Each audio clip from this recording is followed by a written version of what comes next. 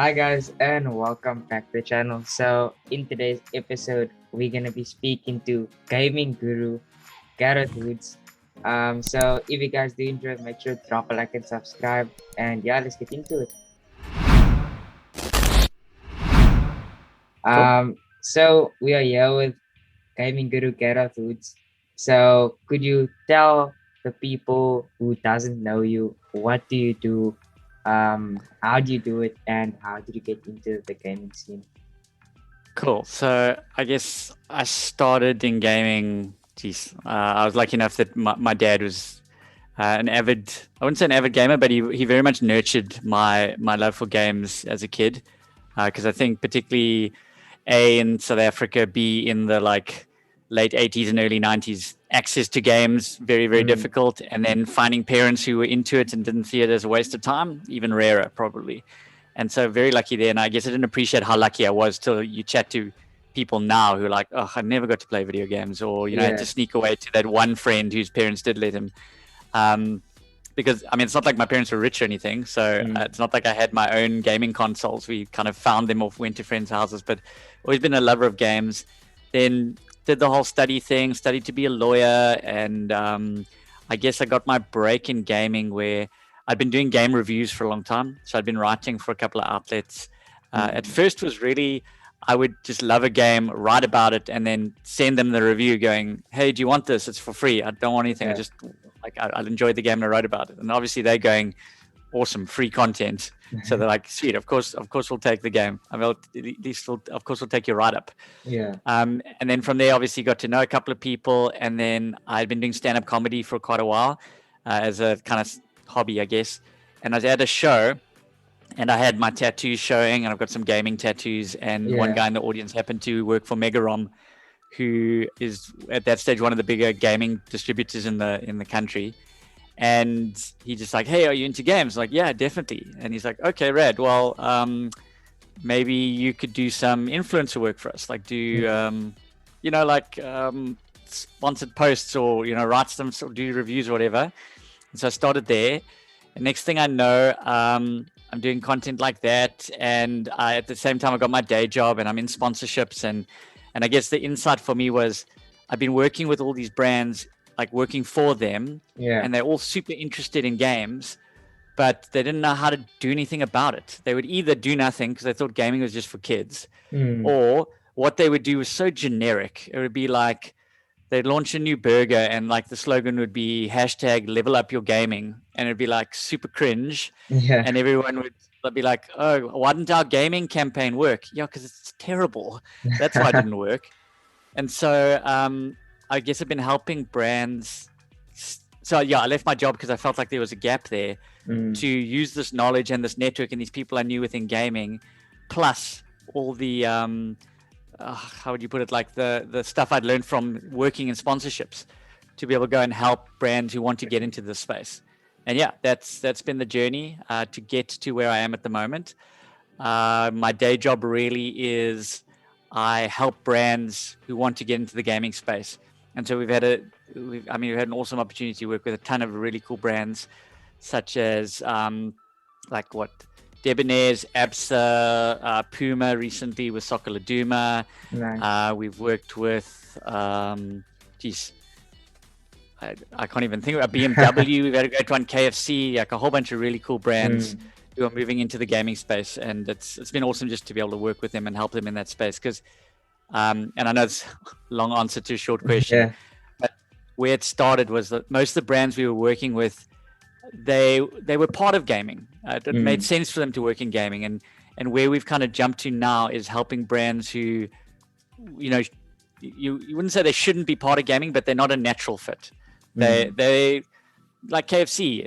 They've become part of the gaming culture, but you wouldn't say that KFC and gaming is an immediate fit. They're a yeah. food brand. They don't sell computer parts. They don't sell, consoles or anything. So, in that sense, it's been great to see the change in the types of brands that we work with. O- But yeah, that's what I do. okay, cool. So in your Twitter bio, it says that you are a dad. How many Yeah, kids do you have and how old are they? I have kid one. He's 5. Okay. And yeah, just digging, being able to share gaming with him. Yeah, I think we're just in such a great space nowadays with gaming having just moved in so many different directions that Yeah. I mean, I just think back to when I played games with my dad. There was just such a limited amount of games that you could play. Certainly, Mm. games were not targeted at children. The games we got to play as kids were like these stupid educational games, like learning to type or and it's like you played them because it was better than not playing games, but they were Yeah. terrible. Whereas nowadays, the games that kids get to play are just so much better. I mean, I was jamming Castle Crashes with them. Yeah. I've been even play Hearthstone.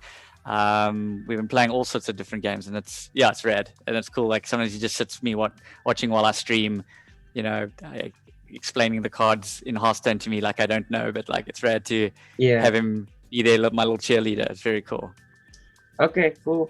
So you've been in a lot of TV shows, like Espresso and so on. But for us youngsters, that just came into the gaming scene, can you tell us, what is a day like for you, and what else do you do besides gaming reviews and writing Okay. articles?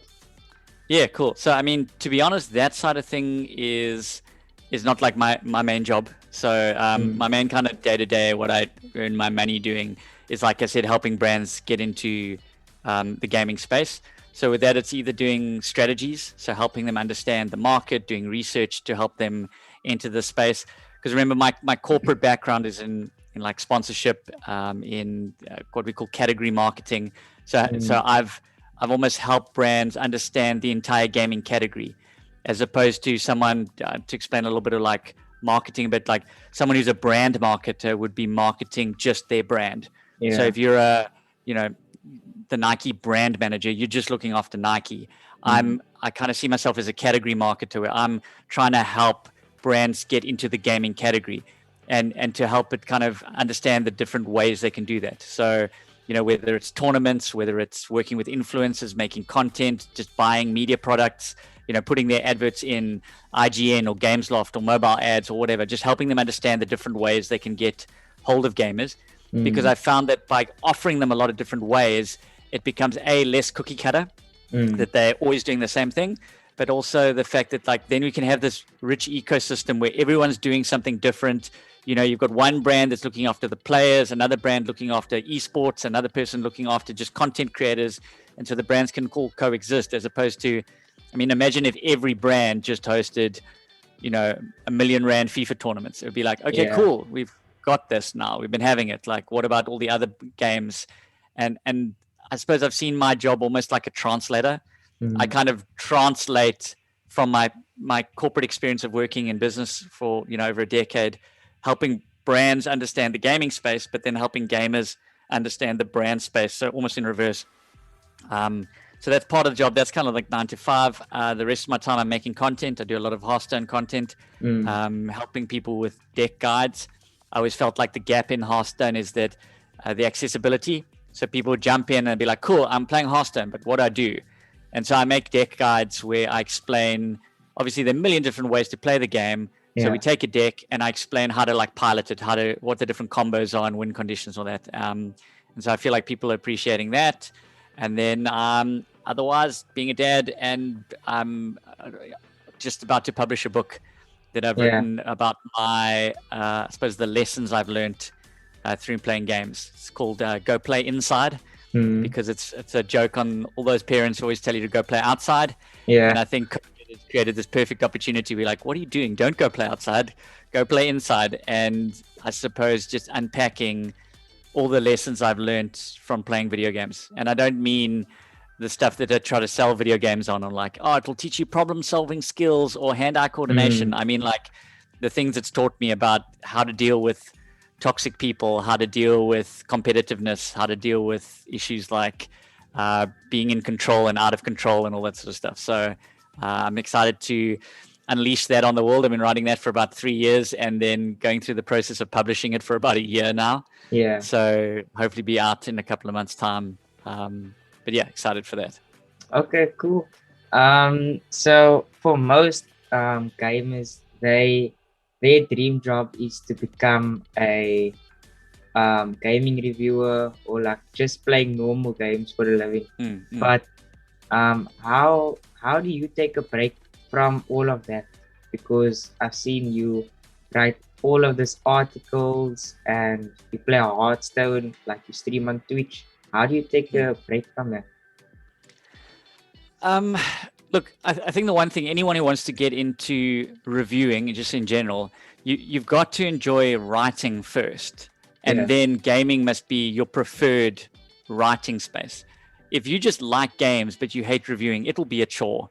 I mean, trust me, like, I like writing. I write, the fact that I wrote a book. I mean, obviously like writing, I wouldn't have been cutting myself trying to get this book out, even if I hated it. Like, I enjoy the process.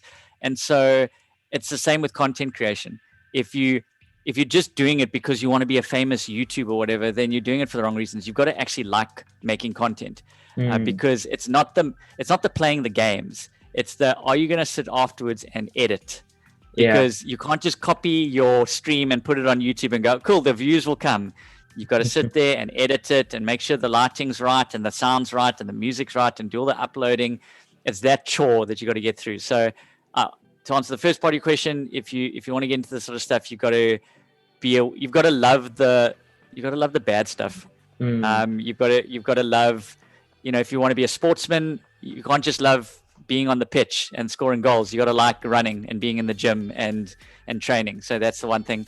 And then to take a break from playing games, I think because I've made Hearthstone my like professional game, if that's what it'd be like. I find that I play more like guilty pleasure games, like games that I don't play on stream, that I just enjoy for myself. I'm a huge fan of kind of survival horrors and those sort of RPGs. Just where you can lose hundreds of hours just playing a game.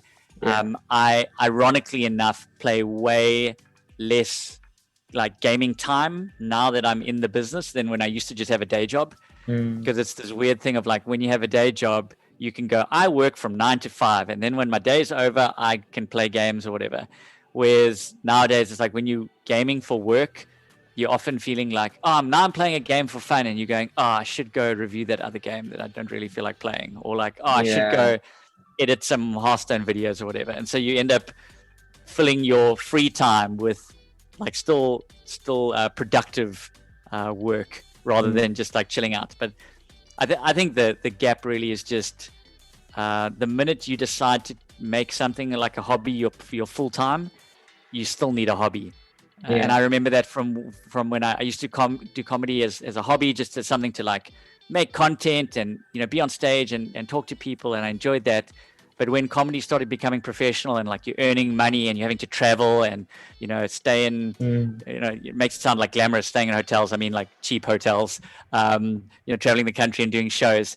But if you don't then have a hobby, because comedy has now become your work, you need something else, whether it's reading or building puzzles or podcasting or whatever. Like, so my recommendation is, if you're going to take gaming seriously, still have a hobby. Like, I'm going to collect stamps or something. I don't know what people want to do as hobbies these days. Okay, cool. So I've seen you were in some cool events and you did some cool projects. But what do you think was your favorite one you did so far? In terms of like live events or projects and that, I've got a soft spot for the Mag Cup that we did with ACGL. It was one of my first big hosting gigs where I got to be on stage and kind of present the show. And the guys from ACGL, I guess, them giving me that gig and that chance and being able to be on stage with some big hosts like Benson, for example, and get a feel of how things work overseas, and hear him say that, like, from a professional point of view, we were kind of on the same level as, like, definitely beat his expectation of what events in Africa were going to be like. So that was a big one. And then I definitely also have a soft spot for the project that we did with BMW. I think it was just a really cool campaign. Just to give you some context on that, and I can share you a link to the case study, but it was essentially BMW came to us with this problem of going, we have this M Fest every year, like all the car heads like go nuts for it, but only in Joburg. the rest of the country, no one even says a word about MFest, and like, how do you fix that? And so Yeah. we created this whole thing about like almost different ways for racing enthusiasts, gaming enthusiasts, BMW enthusiasts, all to kind of like meet together. So it was, we had some really cool influencers who were playing games on Asphalt 9, which is like a mobile game, but very arcadey, not like the real thing. And Yeah. we kind of found the top races in that game. There was a 50,000 Rand prize pool, but we invited like the top 30 to come to a live sim racing event. And for a lot of them, it's the first time. They're just racing enthusiasts, but they've never been on a proper like racing rig. And there they are getting to race against each other. And I think the person got the top lap time, flew them off to Joburg, VVIP experience in Kyalami, got to race, like do a hot lap in a BMW, I think it's the DTM, like a very hectic kind of racing car. Nice. I'm not a car guy. So for me, it was like, wow, everyone's going nuts for this. I guess it's important. But just there was an uplift of like 25% in ticket sales, all sorts of like the app download increased it by 50%. So like we really killed that one. But I think it showed that even a brand like BMW can do really cool stuff in the gaming space. And so I kind of got a soft spot for that one because I think it really flexed how much you can do with a brand that's willing to work with you, as opposed to going like, this is all we do, follow this sort of recipe. So yeah, those would pretty much be two projects that I like. One for obviously being on stage and being part of the team, and then the other one for kind of being behind the scenes and coming up with a cool plan and seeing it unfold. Yeah. Okay, cool. So I've seen you wrote cool stories for big brands. But what is your most inspiring story that you wrote? Sure, my most inspiring story. Yeah. I don't know if it's inspiring as much as like cathartic, but I have to say writing this book has been a very cool experience in being able to just articulate things that have been sort of swirling around in my head for a long time. And I think particularly being part of a generation where gaming was not cool, if I'm honest. Like growing up as a gamer, I guess I was lucky that I had other geek friends, but it certainly wasn't a thing where like you could ever hope for it to have been a career. You never dreamed of this. You never dreamed of the fact that like kids could make a career in gaming, and not even just from the making games or the selling games or whatever the stuff we're doing, but like from you could legitimately just play games for a living, and that if you're good enough or popular enough or you make enough good content, you can make a career out of that.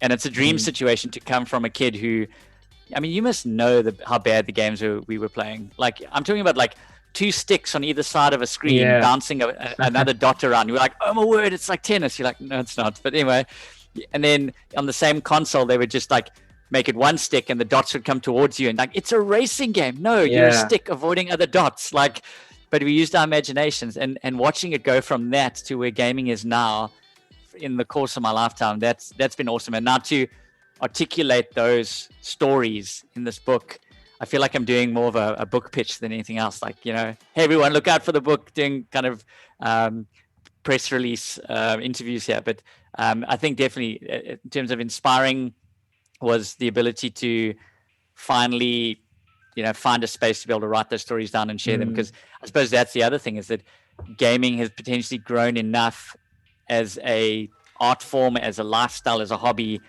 that you could write a book about it that people might want to read. Because in the past, there's just who would you even sell it to? Like, who would you even give it to? Because there's just not enough people who'd be interested in the subject. So yeah, excited for people to see that. Okay, cool. So obviously you've mingled with top gamers and article writers in SA. But have you learned like any secret sauce that they told you on how you can become a streamer or YouTuber? If you did, could you maybe share 5 tips on how you could become a full-time YouTuber or streamer? Okay, I think these would be my lessons distilled across comedy, across streaming, that I've learned from various sources. And I'll try and name drop so you can reference how important some of these rules are not. back in my comedy days, I had the opportunity to open for Trevor Noah, name drop. And, you might have heard of him. And I remember the advice he gave to me. It's like, the minute you can, with your content, with whether you're on stage, when you're presenting, whatever, the minute you can get to the stage where you're presenting like it feels like you are with your mates at a braai, the minute you get to that moment, that's when you know you've made it. Because if you see new comedians, if you see new guys on YouTube, it's always like, hey guys, what's up? And now a joke. Yeah, it's so robotic. And then you go, would you talk to your friends at a braai like that? And no, I mean, how many people I knew who got into comedy because some friend at a braai was like, yes, bro, you're funny, man. You should like do comedy or something. And then they try, and they go from being that super like natural person. So, the way they move, the way they talk, so natural. And then they get on stage and all of a sudden it's like, robot mode. So that would be the one. Try and be as natural as you can. The other thing is like, just do the thing. I've hit this wall so many times where you go, okay, I've got to get the right lights and the right microphone and the right setup and the right graphics card. And then, like this new patch is arriving. So I should do it when the new patch arrives. Just do the thing. Your first content will be trash. Like it is better. What do they say? Perfection is the enemy of progress. So you're trying your best to have the perfect content and it's stopping you making any content. Instead, make the content, improve slightly. I started YouTube like, I want to say 4 or 5 years ago, and I was doing well. My videos were growing. I was getting like 40, 50,000 views a video. And then I had one video that got like 1,000 views that I put a lot of effort in. And I was like, screw this, I'm done. And I didn't do YouTube for like another 3 years. I've now slowly gotten back, putting out a video a day. They're getting like a couple of thousand views every day. And that's great. But I go, if I hadn't stopped for 3 years, how much bigger might my YouTube have been? Yeah. But I just gave up because I had one bad video. And when you're saying bad, you're just going, didn't get views. People still might have liked it. People still might have shared it. It just didn't get views. It happens sometimes. I mean, I remember Mr. Flack, another main drop, who was saying that like, he's hit 100,000 subs recently. And he's going, sometimes his videos do 1 million views. Sometimes they do 4,000. It's just like, you can't tell. You just don't rely, onto my third message now, don't rely on the view counts to decide whether your content is good or not. Because I think that's the problem. I see so many people in streaming and whatever who have a good stream, have a bad stream, whatever, but they decide the good or the badness based on the numbers. They screenshot the Twitch analytics and they go, 30 viewers, we peaked at like 100, what an amazing stream. And you're going, I don't know, was it amazing or were the numbers good? Like when you start deciding whether something is good or not based on how many people watched it, I mean, you get into something that's called the social proof theory, where you go on YouTube and you see one video on a subject that's got 1 million views and another one that's got 1,000 views, and you already decide that the one with 1,000 views isn't worth watching, because the one with 1 million views must be the better video, right? And unfortunately, that's where content's heading, where some really good content's not being watched because people just believe that, the more views it's got, the better it must be. Meanwhile, most of the people viewing it might have jumped off after 5 seconds going, this is trash. But it's that idea of like, I can't even remember what lesson I am on at the moment. So we've done, be natural, just get started, keep improving on your stuff. Don't worry about external validation, whether your content is good or not. And if I had to think of one more, I would just say, if you want to get in gaming and if you want to get in content creation, whatever, do it for you. Like, don't do it for, it seems like such trite advice, but it's the kind of thing like I wish people told me sooner. It was like, get into content creation, get into podcasting, get into whatever, because you enjoy it. Not because, oh man, I can make money. Would you choose any career that way? It seems almost stupid now to go like, oh yeah, you should be a lawyer because you can make money. No, be a lawyer because you enjoy being a lawyer. Otherwise, there are other ways to make money. So yeah, I guess that would be my advice. I could probably think of some other stuff if you gave me more time. The way you were talking, you were like, can you think of one piece of advice? And then you dropped 5 on me. I was like, oh damn. I hope I did my best there. Okay, cool. It was really good advice. So I saw on your Twitter that you have started gaming ventures. Could you Yeah. tell us when you started it and why you started it? Okay, so gaming ventures. So back to the story of when I quit my job to go solo, I was doing a lot of like stage work and like emceeing, and then realized that my real strength was helping brands get into space. I was a kind of solo consultant helping brands. But I realized that for a lot of them, you would take the advice that you gave them as a consultant, and then they'd go to their agency, and then their agency would just go, nah, we know what we're doing, and they do it their way. And if it worked, they took the credit because they changed it enough for it to be theirs. And if it didn't work, then they blamed you because, oh, the strategy you gave us was garbage. And I was tired of it. It was happening over and over and over. So I partnered with an agency called Have You Heard to make an agency called Good Game Well Played. And that was the first time that I now no longer had to give my almost recipe to someone else and have them cook it. I could go, here's the recipe, and I have this agency that can do the design work and the influencer work and the events and whatever, and we work together. And then about 2 years later, I partnered with an agency called Detonator Media. They sell they've been selling media products in the gaming space for a while. So by that I mean like selling Twitch ads and YouTube ads and IGN and all sorts of stuff like that. And they had a couple of clients who had been in the gaming space from a media purchasing point of view, like as in they just put their adverts in gaming places. We're seeing good results from the targeting. And so Garth, who ran that company, basically he and I partnered to make gaming ventures as a way to go, how do we get those people who are buying media products to potentially do more in gaming?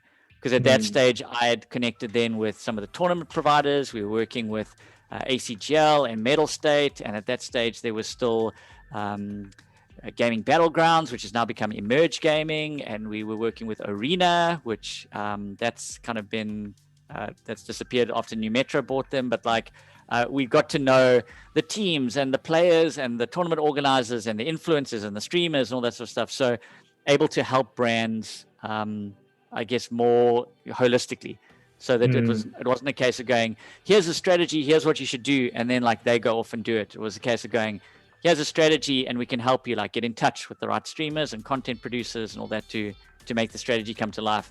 But I think where we've been quite lucky is we've got some really good third-party partners in like the tournament providers and some of the streamers we work with. But it's allowed us to be, I use the term platform agnostic, meaning we don't own a platform, which means I don't feel like I have to push an agenda to a brand. So, for example, if I'm a tournament provider and a brand comes to me asking for a strategy, obviously my strategy is going to include, you should have tournaments. You know, if I'm a content producer and you come to me with a strategy, obviously my strategy is going to say, you should produce content because I'm going to make money that way. I think our way, because we don't own any platform, if we have a client that we think a tournament would be a good way to go, we'll go to ACGL, we'll go to Medal State, we'll say, hey, help us out, let's together make a tournament.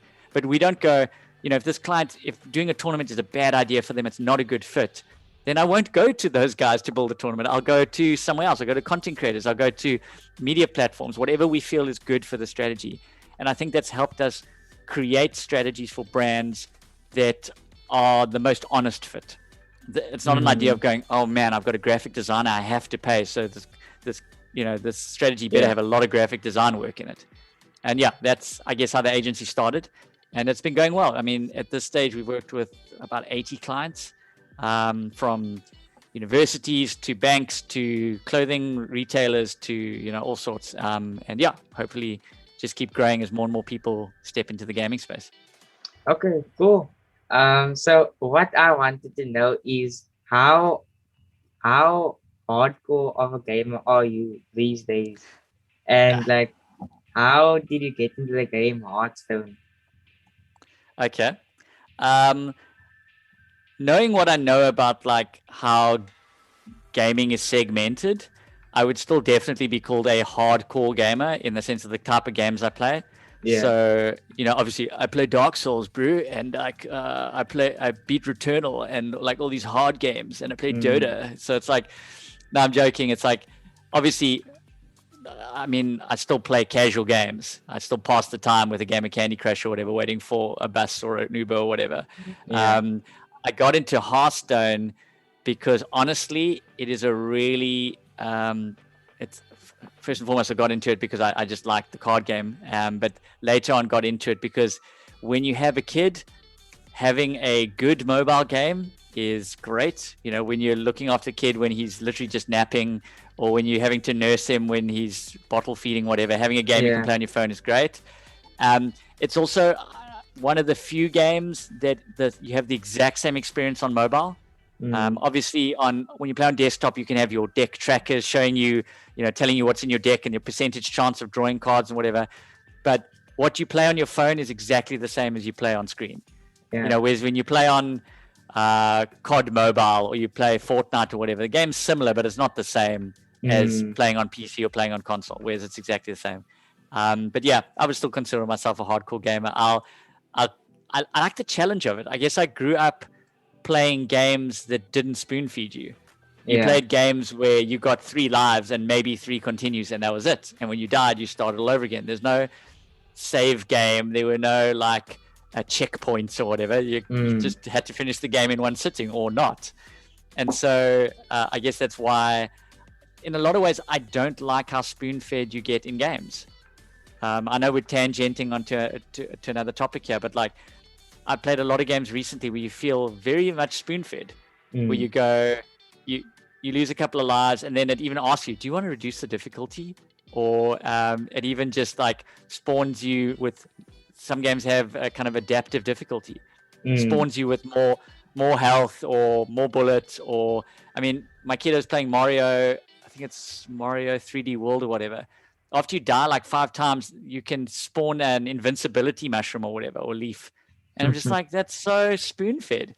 And so, yeah, he's feeling good because after 5 deaths, he gets this and he gets through the level the next life. But you're you're not becoming a better gamer. You haven't overcome anything, Part of the thing that makes those hard games really good is that when you beat them, yes, do you feel good?